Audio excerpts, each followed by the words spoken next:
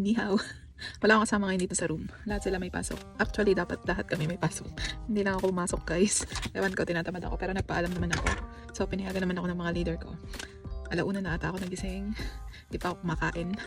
Kape, ang binili ko sa Family Mart. Tsaka ito, chicken breast. Hindi na ako masyadong ngayon nagra-rice kasi nga nagbabawas tayo ng rice. Ang sarap ng rice dito sa Taiwan kaya medyo nakakalaki. Ito, ngayon ko lang ito itatry chicken. Sabi nila masarap ito. Tikman natin. Kung anong lasa. Ang daming flavor kanina dun sa Family. Hindi ko nga alam kung ano yung bibilhin ko. Hindi ko din alam kung anong masarap. Hindi ko lang magkano ito yung nabi. Ito, tsaka ito, 104 NT yung nabayaran ko. Hindi ko alam kung sulit. Try natin.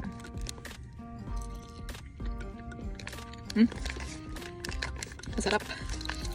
Medyo lasang paminta pero saktong-sakto. Instant yung mga pagkain dito sa Taiwan. Punta ka lang ng convenience store tapos ito makakabili ka lang ng mga ganito.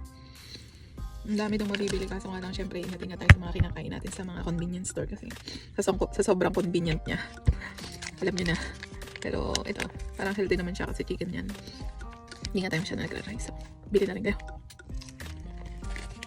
Sarap. Promise.